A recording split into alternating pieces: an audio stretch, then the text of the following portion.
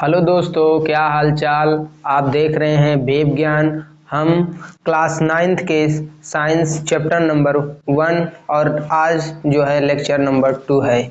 हम साइंस के पहले चैप्टर हमारे आसपास के क्या पदार्थ हैं, ये पहले लेक्चर में हमने इसके कुछ टॉपिक्स को देखा था, जैसे पदार्थ क्या है, पदार्थ के गुण क्या है, पदार्थ के कणों के गुण और पदार्थ की अवस्थाओं के बारे में हमने अध्ययन किया। और उसके साथ ही साथ हमने पदार्थ के अवस्थाओं के साथ अध्ययन किया और कुछ उस टॉपिक रिलेटेड जो था पदार्थ के तीनों गुणों में रूपांतरण के बारे में अध्ययन किए थे। अब उससे आगे हम जो पढ़ेंगे उसी में जो कल पढ़ रहे थे लास्ट में पदार्थ के तीनों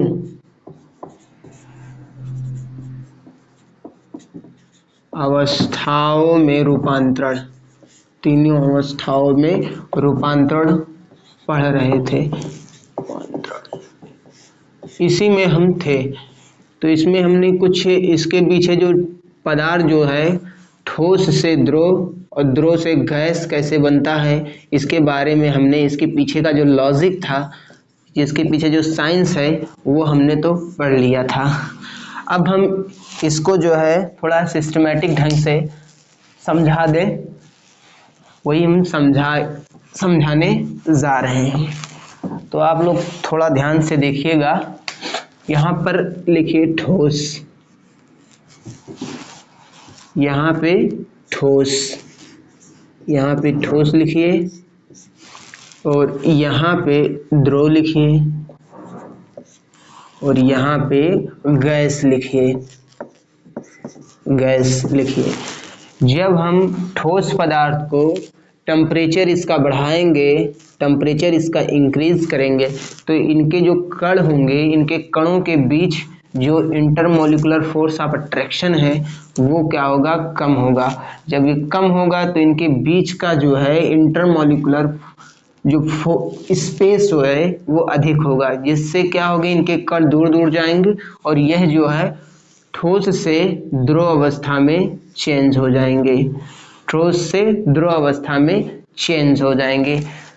ठोस से द्रव अवस्था में चेंज होने की ये जो एक प्रक्रिया है, इसी प्रक्रिया को हम संगलन कहते हैं। क्या कहते हैं? संगलन कहते हैं, संगलन कहते हैं, संगलन कहते हैं।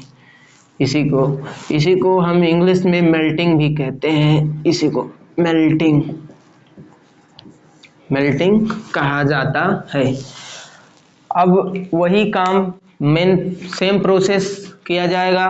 द्रव में जब टेम्परेचर बढ़ाया जाएगा तो इनके बीच जो इंटरमोलिकुलर फोर्स ऑफ अट्रैक्शन है वो अधिक कम होगा और इनके बीच जो इंटरमोलिकुलर स्पेस जो है वो बढ़ेगा, तो इनके कण और इससे दूर दूर जाएंगे, तो यह जो है पदार्थ द्रव से गैस अवस्था में चेंज हो जाएगा। किस अवस्था में चेंज हो जाएगा? गैस अवस्था में चेंज हो जाएगा। इस प्रक्रिया को द्रव से और गैस बनने में जो ये प्रोसेस हो रहा है, इसी प्रोसेस को हम वाष्पीकरण कहते हैं। क्या कहा जाता है? वाष्पीकरण कहते हैं, वाष्पीकरण कहा जाता है। इसको हम वेपोराइजेशन कहते हैं, वेपोराइजेशन कहा जाता है। अब यह सेम, अब उल्टा प्रोसेस क्या होगा, जब हम गैस को ठंडा करेंगे, उनके टेम्परेचर को जब घटाएंगे, उनके टेम्परेचर को घटाएंगे अर्थात उन्हें ठंडा किया जाएगा, तो ये गैस जो होते हैं, गैस के जो कणों के बीच जो फोर्स लगता है वो फोर्स बढ़ेगा। जब फोर्स बढ़ेगा तो कण एक दूसरे के पास आएंगे, जब पास आएंगे तो ये गैस से द्रव अवस्था में क्या होगा, चेंज हो जाएगा। द्रव जो होगा वो गैस अवस्था में चेंज हो जाएगा। जब गैस द्रव अवस्था में चेंज होता है तो इस प्रक्रिया को हम कहते हैं क्या? इस प्रक्रिया को कंडेंसेशन अर्थात संघनन कहा जाता है, संघनन कहा जाता है, कंडेंसेशन कहा जाता है, कंडेंसेशन, कंडेंसेशन कहा जाता है। और जब द्रव का भी टेम्परेचर, यानी जब द्रव पदार्थ का टेम्परेचर कम किया जाता है, जैसे मान लीजिए वाटर, जल है, जल को जब फ्रीज के अंदर रखा जाता है, फ्रीज के अंदर रखा जाता है तो क्या होता है, उसका टेम्परेचर कम होता है। जब कम होता है तो क्या होता है, वो ठोस बर्फ बन जाता है, यानी ठोस पदार्थ बन जाता है। तो इस तरीके से इसके अंदर वही प्रोसेस होता है, यानी इसका टेम्परेचर कम करोगे तो इनके बीच का जो फोर्स है, इंटरमोलिकुलर फोर्स ऑफ अट्रैक्शन है, वो क्या होगा, बढ़ेगा। जब बढ़ेगा तो इंटरमोलिकुलर स्पेस जो है वो कम होगा। स्पेस कम होगी तो कण जो है एक दूसरे के पास पास आ जाएंगे। जब पास पास आएंगे तो द्रव से वह ठोस अवस्था में चेंज हो जाएगा। तो ये जो है द्रव ठोस अवस्था में चेंज हो गया। इस पूरे प्रोसेस को क्या कहते हैं, द्रव से ठोस तक बनने का जो ये प्रोसेस होता है, इस प्रोसेस को हम कहते हैं जमना। कहते नहीं है कि बर्फ जमाने जा रहे हैं, तो इसको कहते हैं जमना, या इसे कहते हैं फ्रीजिंग। इंग्लिश में इसे फ्रीजिंग के नाम से भी जाना जाता है। अब ये तो ये प्रोसेस हमने सीख लिया। अब इसमें ये जानना है कुछ पदार्थ ऐसे भी, कुछ ठोस पदार्थ ऐसे भी पाए जाते हैं जिनको हम गर्म करते हैं तो वह द्रव में नहीं चेंज होते हैं। द्रव में चेंज नहीं होते, सीधा क्या होते हैं, गैस में चेंज हो जाते हैं, सीधा गैस में चेंज हो जाते हैं, सीधा गैस में चेंज हो जाते हैं। तो ये प्रोसेस क्या हुआ कि ठोस पदार्थ, यानी कुछ ही ठोस पदार्थ ऐसे हैं जिनको गर्म किया जाता है तो वह द्रव में नहीं चेंज होते हैं, सीधा गैस में कन्वर्ट हो जाते हैं। तो ये प्रोसेस जो होती है, सीधा ठोस से गैस बनने की जो प्रोसेस होती है, इसे हम कहते हैं ऊर्ध्वपातन। ऊर्ध्वपातन कहा जाता है, ऊर्ध्वपातन।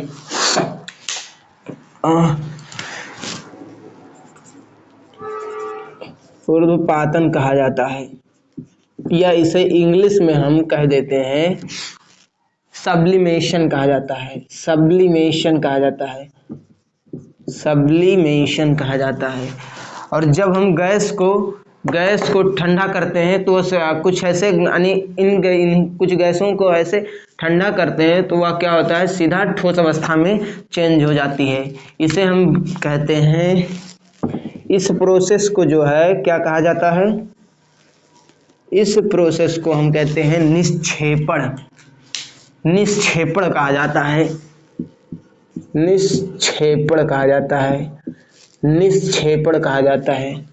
इसको हम कहते हैं इंग्लिश में डीसब्लिमेशन, डीसब्लिमेशन के नाम से इसे जाना जाता है। अब अच्छा, इसका उदाहरण क्या है, इसका उदाहरण क्या है, तो इसका उदाहरण जो है हम लोग देखते हैं कि कुछ कौन ऐसे पदार्थ हैं जो ठोस से सीधा गैस में चेंज हो जाते हैं। तो इसका उदाहरण हम देख लेते हैं, इसका उदाहरण जो है हम देख लेते हैं, जैसे कपूर, कैम्फर हुआ, कैम्फर अर्थात कपूर जो है, कपूर जो है इसको हम गर्म करेंगे तो वो सीधा क्या होगा, गैस में चेंज हो जाएगा।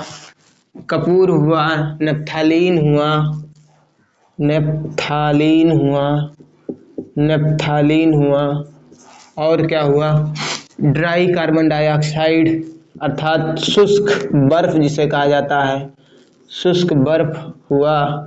ये सब जो होते हैं वो सीधा ठोस से गैस में चेंज हो जाते हैं। और एक हुआ अमोनियम क्लोराइड हुआ, अमोनियम क्लोराइड हुआ, अमोनियम क्लोराइड हुआ, अमोनियम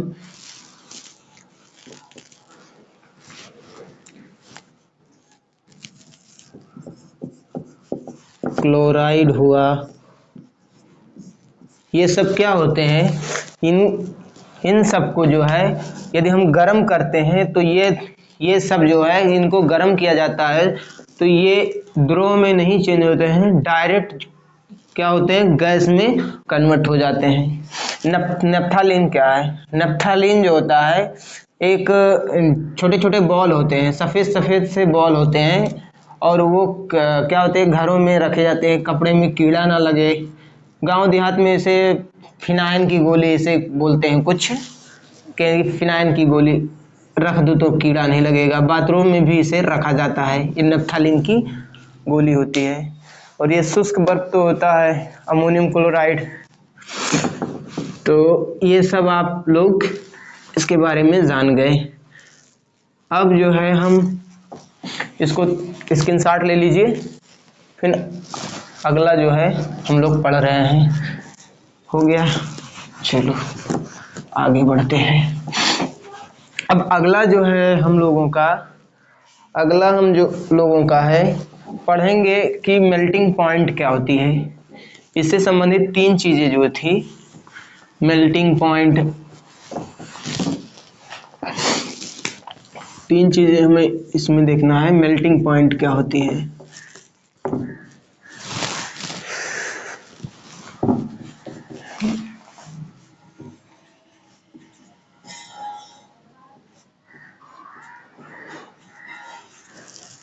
मेल्टिंग पॉइंट जिसको हम कहते हैं गलनांक,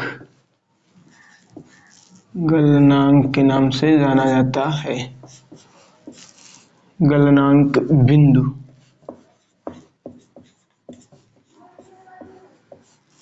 और एक है बॉइलिंग पॉइंट,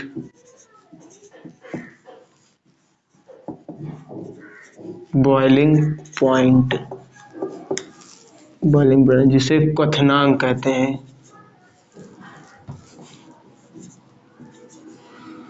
क्वथनांक बिंदु, क्वथनांक बिंदु के नाम से जाना जाता है। और एक हुआ संगलन, संगलन तो हो गया, तो क्या नाम है उसका, संघनन, कंडेंसेशन, कंडेंसेशन, कंडेंसेशन जिसे कहते हैं संघनन। और एक पॉइंट है ऊर्ध्वपातन जिसे कहते हैं सब्लिमेशन, सब्लिमेशन, सब्लिमेशन इसको हम कहते हैं ऊर्ध्वपातन। तो इनके बारे में हम जो है जानते हैं क्या है ये सब। तो ये 4 चीजों के बारे में हम लोग जानेंगे। तो मेल्टिंग क्या होता है? मेल्टिंग क्या होता है? जब हम अभी कुछ देर पहले ही पढ़े हैं कि मेल्टिंग क्या होता है, कि जब कोई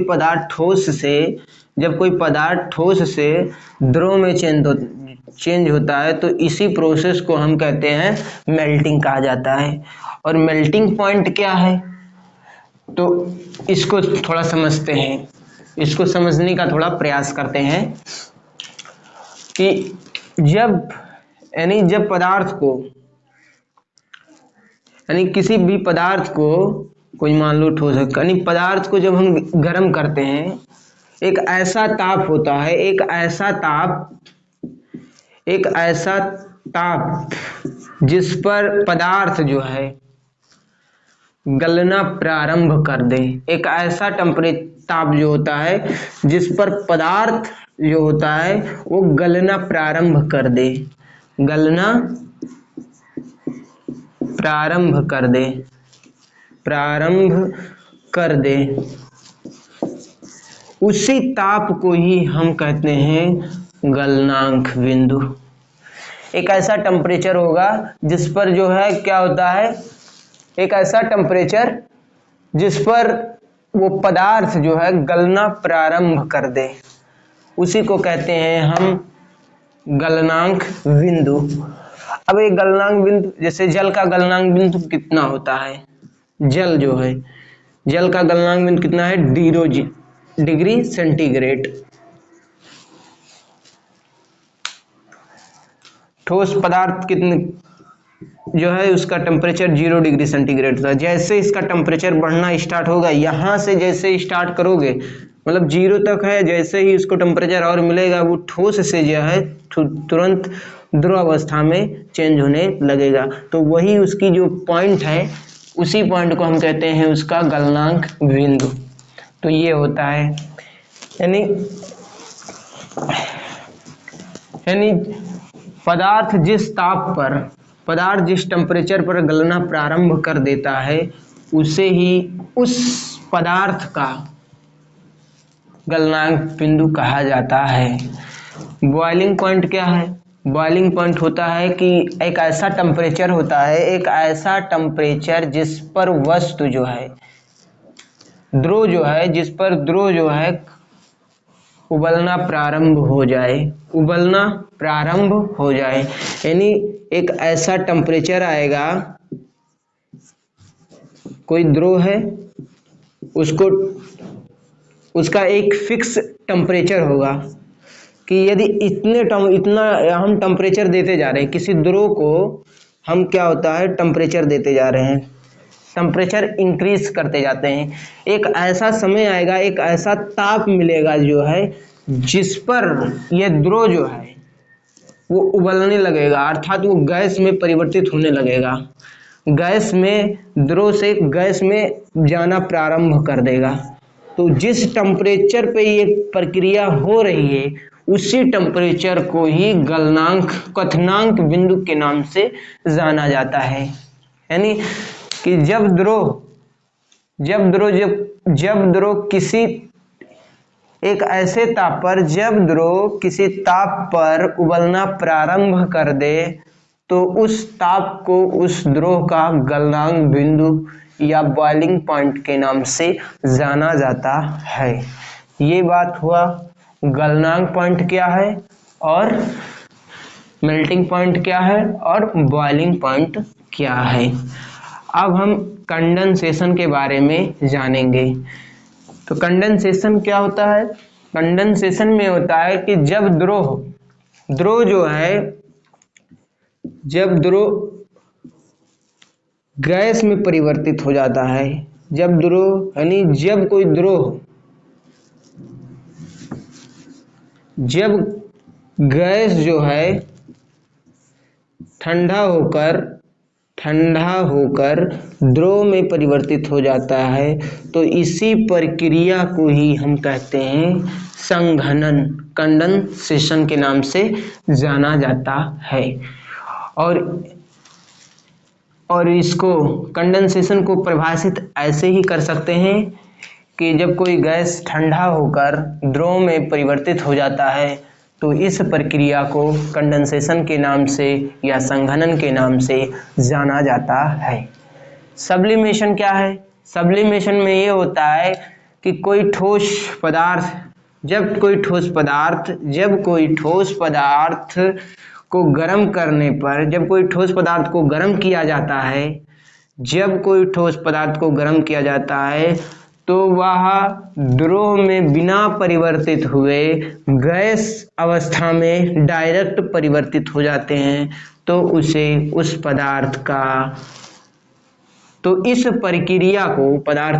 प्रक्रिया को ही ऊर्ध्वपातन या सब्लिमेशन के नाम से जाना जाता है। बात क्लियर हुआ?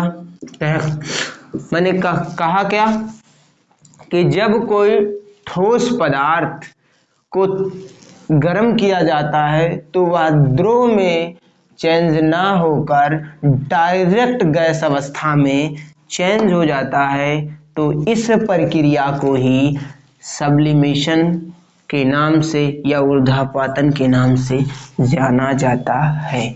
तो ये बात था कि मेल्टिंग पॉइंट क्या है, बॉइलिंग पॉइंट क्या है, कंडेंसेशन क्या है और सब्लिमेशन क्या है। तो हमने ये जान लिया इसके बारे में। इसको स्क्रीनशॉट ले लीजिए और आगे बढ़ते हैं हम लोग। इसमें अब हम जानेंगे जो है, देखो जो वाटर होता है, वाटर का बॉइलिंग पॉइंट क्या होता है, 100 डिग्री सेंटीग्रेड। यानी जब हम जल को गर्म करने जाते हैं, जब हम जल को गर्म करते हैं, टेम्परेचर देते हैं, तो पहले 1 डिग्री सेंटीग्रेड, 2 डिग्री सेंटीग्रेड, ऐसे बढ़ते बढ़ते बढ़ते बढ़ते जब 100 सेंटीग्रेड हो जाता है, तब ये जल जो है उबलना प्रारंभ कर देता है।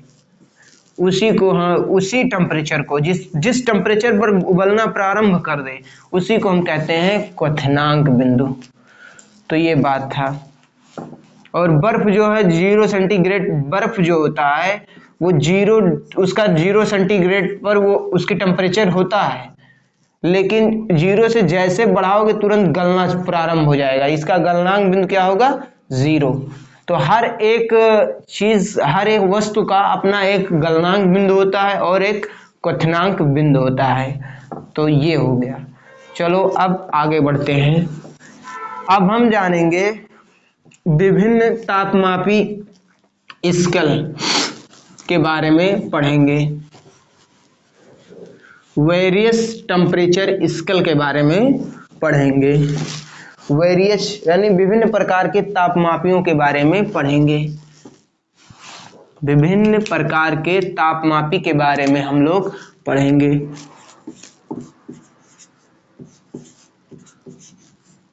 विभिन्न प्रकार के तापमापी, इनके बारे में हम लोग पढ़ेंगे। इसको इंग्लिश में कहते हैं various temperature scale. Various temperature scale, इसके बारे में हम लोग पढ़ेंगे।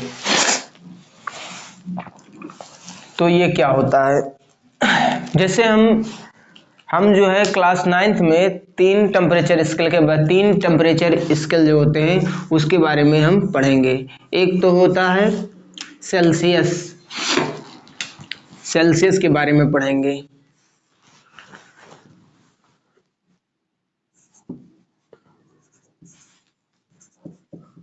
सेल्सियस के बारे में पढ़ेंगे। दूसरा जो है केल्विन के बारे में पढ़ेंगे।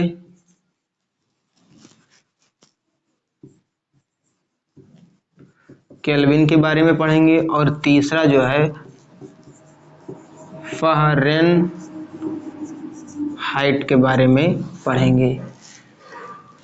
सेल्सियस, इसको हिंदी में ऐसे लिखा जाता है सेल्सियस,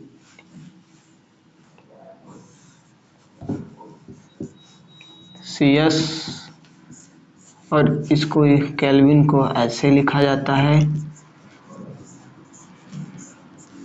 और फ़ारेनहाइट को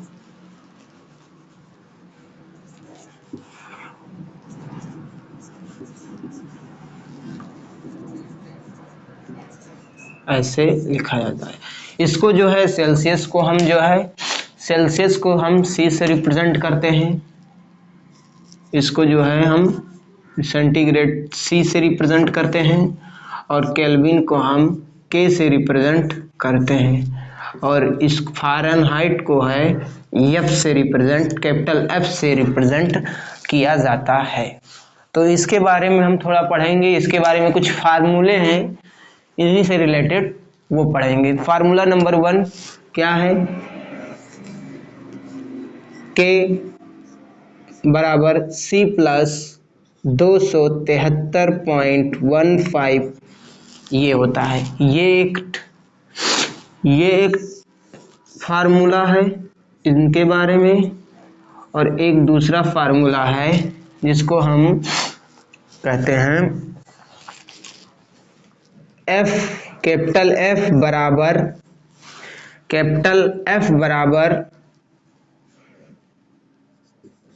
5C/9 प्लस 32, 5C/9 प्लस 32।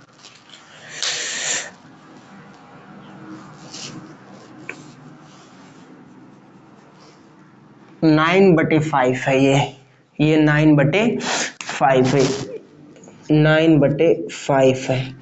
ये जो है हम लोग दो क्वेश्चन जो है, दो प्रश्न, क्या कहते हैं, प्रश्न नहीं, दो फार्मूले हैं, इनको हम याद रखेंगे, क्योंकि अभी जो है इसमें हम टेम्परेचर दे देंगे और टेम्परेचर को चेंज करना होगा। जैसे क्वेश्चन ले लेते हैं, एक क्वेश्चन ले लेते हैं और उससे हम समझने का प्रयास करेंगे। पहला क्वेश्चन हमने ले लिया कि यदि कोई टेम्परेचर है सेल्सियस में, जैसे केल्विन में हमने ले लिया 40 डिग्री, 40 केल्विन, 40 केल्विन जो है, इसको ऐसे 40 केल्विन एक टेम्परेचर है और इसको हमने कह दिया कि आप सेल्सियस में बताइए कितना हुआ, सेल्सियस में कितना हुआ। तो कैसे बताएंगे आप लोग इसको? हम ये जो है ये फार्मूला यहाँ पर लिखेंगे, C बराबर K बराबर होता है C प्लस 273.15, ये हो गया।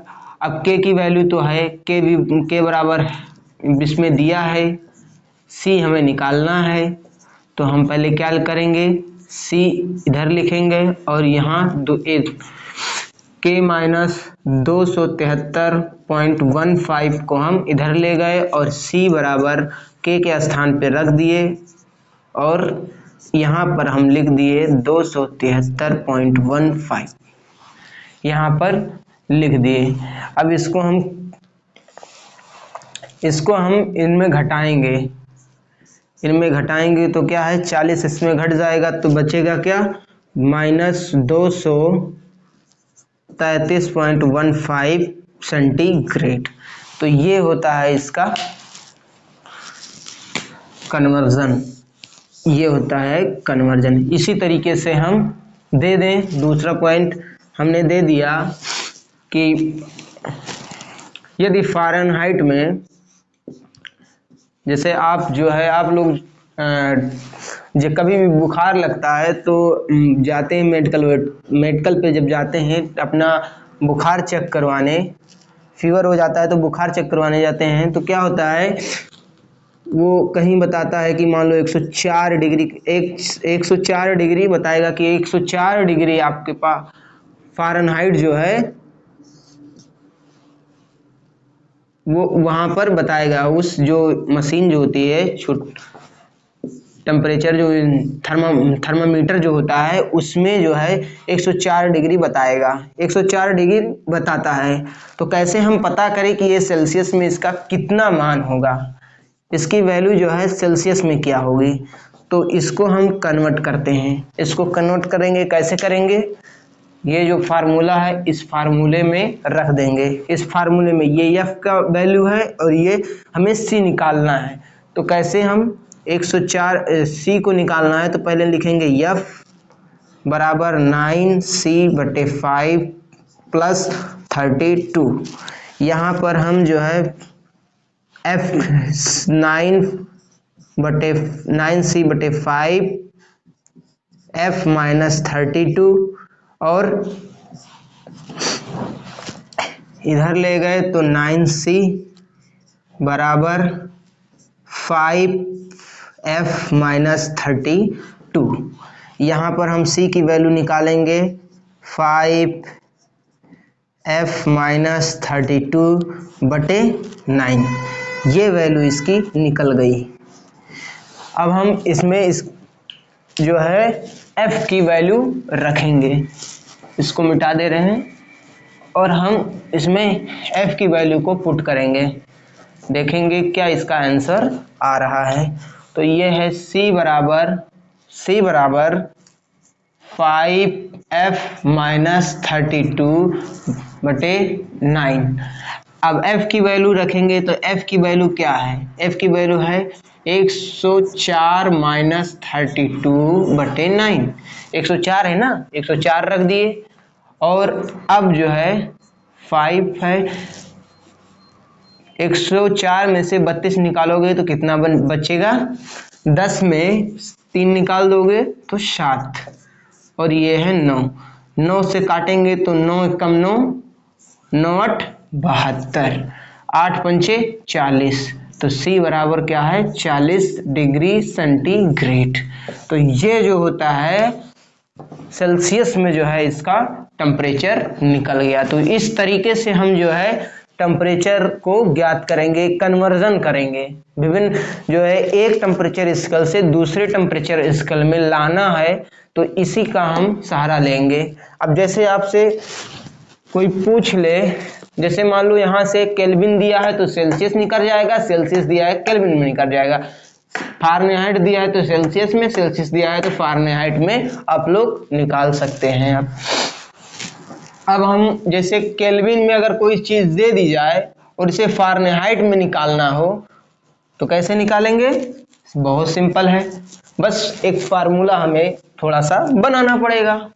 बनाना क्या है? उसी में उसकी वैल्यू रख देंगे। जैसे क्या है, फारेनहाइट और केल्विन की मान है, तो यहाँ फारेनहाइट की वैल्यू लिखेंगे, F बराबर लिखेंगे 9C/5 30 + 32, और यहाँ पर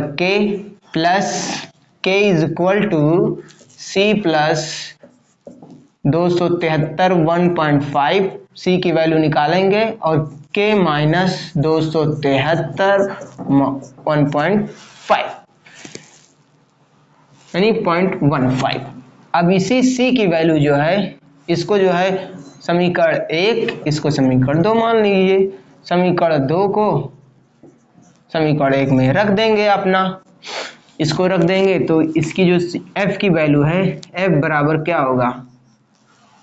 C के स्थान पे हमने लिख दिया -273 1.5/5 + 32, और यहाँ से हमने इसको एक्सपेंड कर लेंगे, K - 273 1.5 और प्लस कितना है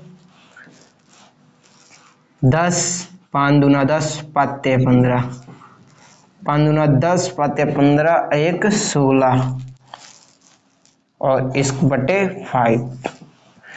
अब इसको यहाँ पर जो है ये फार्मूला बन गया अपना 160 है, ये अपना फार्मूला बन गया। अब इसमें क्या रखेंगे? अगर हमें केल्विन का पूछ रहा है, केल्विन का पूछ लिया, मान लो केल्विन का पूछा कि 100 डिग्री है,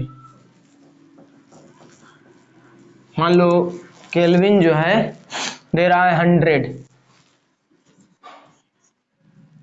100 केल्विन पूछ रहा है कि 100 केल्विन को हम चेंज करें फारेनहाइट में, इसकी वैल्यू क्या होती है? तो फारेनहाइट बराबर हमने क्या निकाला? हमने निकाला 9K, हमने निकाला K, तो K के स्थान पे रखा 100 - 273 1.5/5 160/5 फारेनहाइट में। अब हम क्या करेंगे? इसमें घटाएंगे तो 173 हो जाएगा, तो 9 गुणे -173.15 प्लस 160/5। अब इसमें हम जो है इसका हम गुणा करेंगे, तो इसका गुणा करेंगे तो कितना आएगा? 9 × 5 = 45, हाथ आया 4, 9 × 1 = 9 और 9 × 4 = 13, इसका आया 1, 9 × 3 = 27, 27 से 28, 28 2 बचा, और 9 × 7 = 63 और 63 3 = 65 6 और 9 × 6 = 15। ये हो गया इसकी वैल्यू। तो यहाँ पर 2 रख दिए प्लस 160 और बटे 5, इसको मिटा दे रहे हैं। और फिर उसके बाद में इसके बाद में क्या करेंगे? 160 इसमें जोड़ देंगे, तो 5 6 11 और 6 एक 7 135/5।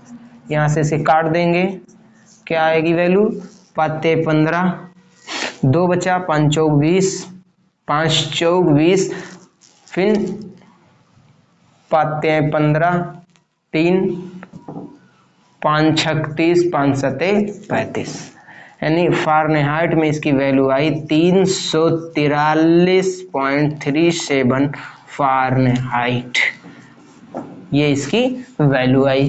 तो इस तरीके से हम विभिन्न प्रकार के तापमापी को क्या है, कब प्रयोग करेंगे। अब इसके बारे में हम जो है टॉपिक जब कंप्लीट कर लेंगे तो इससे कुछ रिलेटेड जो है सवाल लेकर आएंगे नेक्स्ट लेक्चर में, जो इससे हम थोड़ा इसका डिस्कशन करेंगे, तब इससे और ज़्यादा क्लियर होगा। तो चलो मिटा दे रहे हैं और नेक्स्ट टॉपिक पे हम बढ़ जा रहे हैं। तो ये हुआ हमारा तापमापी, विभिन्न प्रकार के तापमापी, जिनमें हम लोगों को पढ़ना क्या था,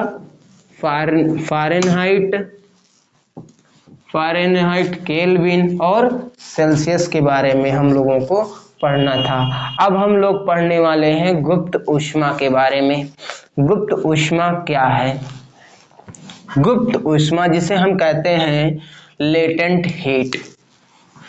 गुप्त ऊष्मा, गुप्त ऊष्मा, गुप्त ऊष्मा, इसको हम कहा जाता है लेटेंट हीट। लेटेंट हीट क्या है?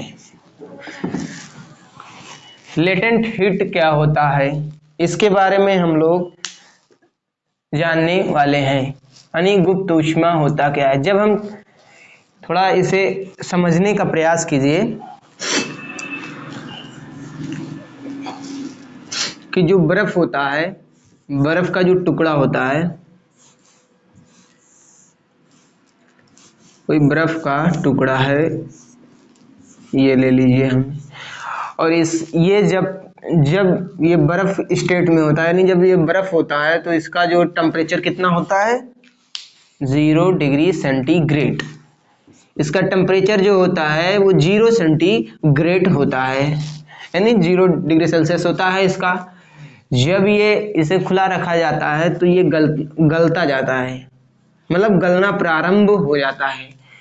जब ये पूर्ण रूप से, जब ये बर्फ का जो टुकड़ा है पूर्ण रूप से जब गलकर द्रव नहीं बन जाता, तब तक इसका टेम्परेचर जो होता है वो 0 डिग्री सेंटीग्रेड बना रहता है। 0 डिग्री सेंटीग्रेड बना रहता है, अर्थात इसके टेम्परेचर में कोई वृद्धि नहीं होगी। आसपास का टेम्परेचर जानते हैं, आसपास का जो टेम्परेचर वातावरण का है वो लगभग 27 डिग्री सेंटीग्रेड जो होता है वो नॉर्मल होता है, एक रूम टेम्परेचर अपना होता है।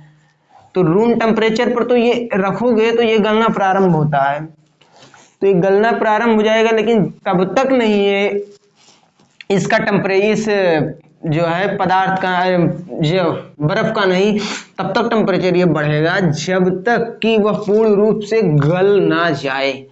तो इसका मतलब क्या है? इसका मतलब क्या है कि इसका जो टेम्परेचर आसपास से जो मिल रहा है इसको बढ़ाने वाला टेम्परेचर, इसे वो कहाँ जा रहा है, आखिर वो जा कहाँ रहा है। कहने का अर्थ ये है कि बर्फ का टुकड़ा है वो उसका टेम्परेचर कितना होता है, 0 सेंटीग्रेड होता है, और जब तक वह पूर्ण रूप से गल ना जाए, जब तक वह पूर्ण रूप से गल कर पानी ना हो जाए, तब तक उसका टेम्परेचर जो होगा 0 डिग्री सेंटीग्रेड से बढ़ेगा नहीं। वह सदैव 0 सेंटीग्रेड उस तक गलने तक रहेगा, जब तक पूर्ण रूप से जब गल जाएगा, अब जो उसका टेम्परेचर होगा वो 0 से बढ़ जाएगा, 1 हो जाएगा, 2 हो जाएगा, जो भी उसको होना होगा। लेकिन जब तक वो गलेगा तब तक जो है इसका टेम्परेचर बढ़ेगा नहीं। तो कहने का अर्थ ये है कि भाई इसमें एक सवाल उठता है कि जो टेम्परेचर इसे आसपास से मिल रहा है वो टेम्परेचर जा कहाँ रहा है, वो जा कहाँ रहा है, इसके बारे में। और एक सिनारियो और देख ले रहे हैं हम, जैसे कोई जल है, एक कोई पात्र है, उसमें जल हम रखे हैं, उसमें हम क्या रखे हैं, जल को रखे हुए हैं, और हम नीचे से क्या करते हैं, उसको हम हीट करते हैं, स्टोव लगाकर उसको हीट करते हैं। टेम्परेचर इसका जो होता है क्वथनांक कितना होता है, क्वथनांक बिंदु जो होता है वो 100 डिग्री सेंटीग्रेड होता है। मतलब पानी जो है अगर 100 डिग्री सेंटीग्रेड पर टेम्परेचर, इसका टेम्परेचर हो गया तो यह उबलना प्रारंभ होगा। इसको थोड़ा सा समझिएगा, जब हम अभी जल को गर्म कर रहे हैं तो धीरे धीरे इसका भी टेम्परेचर बढ़ेगा, मतलब इसमें हम एक थर्मामीटर लगा के और चेक करते हैं तो देखते हैं कि कभी 1 degree centigrade, 2 degree centigrade, 3 degree centigrade, ऐसे करते करते बढ़ते जल का ताप बढ़ते एक समय आएगा कि वो 100 सेंटीग्रेड जो है हो जाएगा। क्या हो जाएगा, 100 सेंटीग्रेड हो जाएगा। अब इसको हम थर्मामीटर से मापते हैं तो इसका टेम्परेचर जो है बढ़ नहीं रहा है, अब इसका टेम्परेचर नहीं बढ़ रहा है, फिर भी हम नीचे से जो है हीट देते जा रहे हैं, फिर भी इसका टेम्परेचर अब नहीं बढ़ रहा है। तो इसका टेम्परेचर जा कहाँ रहा है, क्योंकि जो यहाँ से हीट दे रहे हैं इसका इंडिकेशन हमें कहाँ से मिल रहा है, इसका ताप जो है वो बढ़ रहा है, वही उसी से हमें इसका इंडिकेशन मिल रहा है कि इसका जो है, इसमें जो है हीट एनर्जी जो है नीचे से जो हीट एनर्जी से दी जा रही है वो इसको प्राप्त हो रहा है, इसकी हीट एनर्जी इसकी बढ़ रही है, तो वो टेम्परेचर के रूप में जो है प्रदर्शित हो रहा है, बढ़ते हुए दिखाई दे रहा है। लेकिन एक समय आया कि 100 होने के बाद में अब इसके आगे हमें दिखाई नहीं दे रहा है। तो इसका मतलब ये है कि कहने का इसमें जो एक प्रश्न उठता है कि भाई यहाँ से अभी भी तो हम एनर्जी 100 सेंटीग्रेड होने के बाद में अभी भी तो हम हीट एनर्जी दे रहे हैं, तो इसका अब टेम्परेचर क्यों नहीं बढ़ रहा है। तो इसमें वह एनर्जी जा कहाँ रहा है, ये कहने का अर्थ यह है कि इन दोनों में एनर्जी अब जा कहाँ रहा है। तो ये जो होता है, अब इस जो एनर्जी जहाँ खर्च हो जा रहा है उसी एनर्जी को हम कहते हैं गुप्त ऊष्मा। लेकिन अभी थोड़ा सा समझ रहे हैं, ये जो वाटर जो होते हैं, ये जो वाटर के मॉलिक्यूल्स जो होते हैं ना, जो वाटर के मॉलिक्यूल जो होते हैं, इनको जब नीचे से एनर्जी दी जाती है तो एनर्जी जब इनको हीट एनर्जी दिया जाता है तो क्या होता है, हीट एनर्जी दी जाती है तो इनके कण जो है एनर्जाइज हो जाते हैं, इनके कण को एनर्जी मिलती है।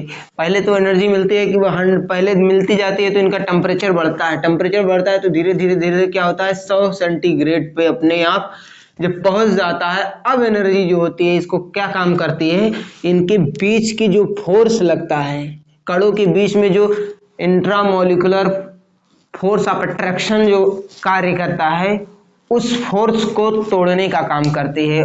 100 सेंटीग्रेड के बाद जो है उसके क्वथनांक के बाद की जो एनर्जी होती है वो इनके बीच की जो फोर्स होता है उनको तोड़ने का काम करता है, अर्थात उनके जो फोर्स को कम करने का, तोड़ने का काम करता है, ताकि ये कण जो हैं, इनके जो मॉलिक्यूल जो हैं वो एक दूसरे क्या होते हैं, फ्री हो जाएं। यानी जब अगर यहाँ पर इंट्रामोलिकुलर फोर्स ऑफ अट्रैक्शन जब तोड़ देगी तो ये कण क्या होंगे, फ्री हो जाएंगे, और फ्री होने के बाद में ये सीधा गैस में कन्वर्ट हो जाएंगे।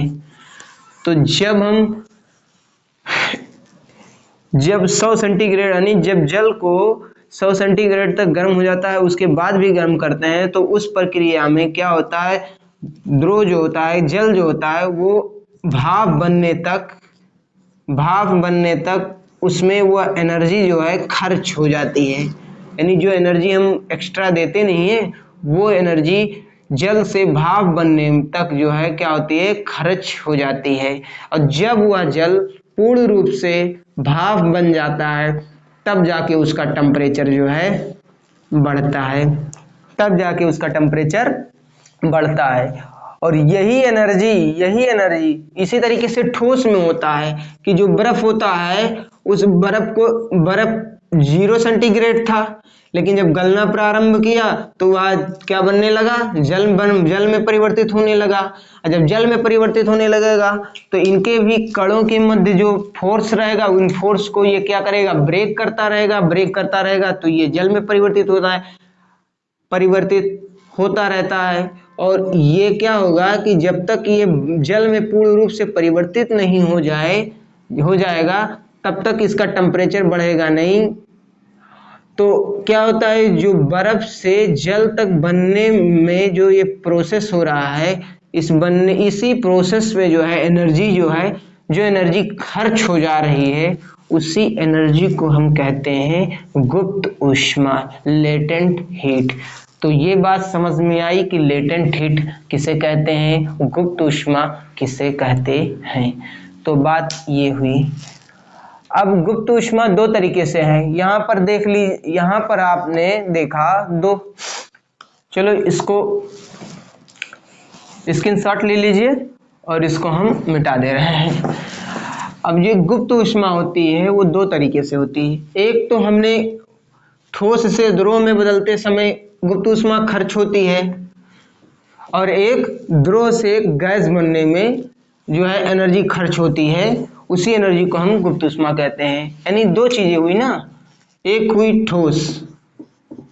ठोस से जब द्रव बनेगा तो इसके बीच इन दोनों के प्रोसेस में जो एनर्जी खर्च होती है उसी को हम कहते हैं एक गुप्त ऊष्मा कहते हैं। और एक द्रव होता है, द्रव से गैस बनने के प्रोसेस में जो एनर्जी खर्च होती है उसको भी गुप्त ऊष्मा कहा जाता है। लेकिन यहाँ पर हो क्या रहा है,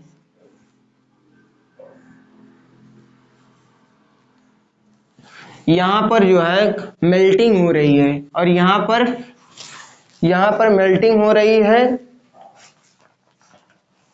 और यहाँ पर जो है वाष्पीकरण हो रही है।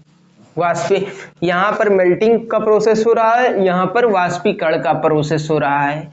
इसका कहने का अर्थ ये हम कह सकते हैं कि यहाँ पे जो गुप्त ऊष्मा होगी वो जो होगी लेटेंट हीट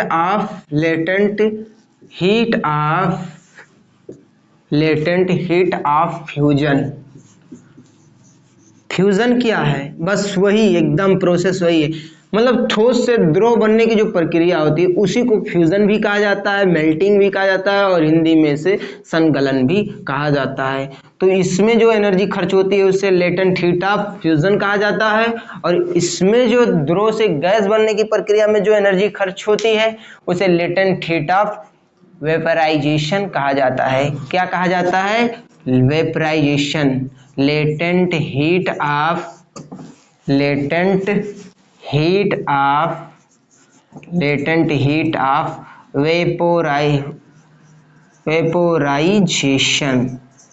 वेपोराइजेशन कहा जाता है। तो ये बात हुई, लेटेंट हीट दो तरीके से होते हैं, एक लेटेंट हीट ऑफ वेपोराइजेशन यानी संगलक का गुप्त ऊष्मा यानी गलन का गुप्त ऊष्मा, और वाष्पीकरण का गुप्त ऊष्मा। तो इस तरीके से हमने इन दोनों के बारे में अध्ययन किया कि ये क्या होते हैं। तो इसको थोड़ा डिफाइन करेंगे, लेटेंट हीट ऑफ फ्यूजन को थोड़ा डिफाइन करेंगे। क्या करेंगे कि जब कोई ठोस पदार्थ 1 किलोग्राम ठोस पदार्थ को, यहाँ पर थोड़ा समझने का प्रयास कीजिएगा कि 1 किलोग्राम किसी ठोस को द्रव बदलने में जो एनर्जी दी जाती है, 1 किलोग्राम में जो एनर्जी रिक्वायर्ड होती है, 1 किलोग्राम ठोस पदार्थ को द्रव अवस्था में ले जाने, द्रव अवस्था में बदलने के लिए जो ऊर्जा खर्च होती है उसी ऊर्जा को हम कहते हैं लेटेंट हीट कहा जाता है या गुप्त ऊष्मा के नाम से जाना जाता है। बात क्लियर हुई। अब यहाँ पर आई लेटेंट हीट ऑफ वेपराइजेशन। तो यहाँ पर भी वही डिफिनीशन रखेंगे कि 1 किलोग्राम द्रव को, हालांकि द्रव जो होता है उसे लीटर में मापा जाता है, लेकिन यहाँ पर हम 1 किलोग्राम लेंगे। अरे यार, वाटर को भी किलोग्राम में तौल सकते हैं, तो डिफिनीशन में इसी तरीके से है। तो इसको 1 किलोग्राम किसी द्रव को 1 किलोग्राम द्रव को गैस अवस्था में बदलने में जो ऊर्जा खर्च होती है, जो ऊर्जा की खपत होती है, उसी ऊर्जा को हम क्या कहते हैं? Latent heat of vaporization. और इसमें जो ऊर्जा खर्च होती है उसे लेटेंट हीट ऑफ फ्यूजन के नाम से जानते हैं। यानी वाष्पीकरण का गुप्त ऊष्मा, संगलन का गुप्त ऊष्मा। तो ये इस तरीके से हम लोगों ने ये पढ़ा गुप्त ऊष्मा क्या होता है।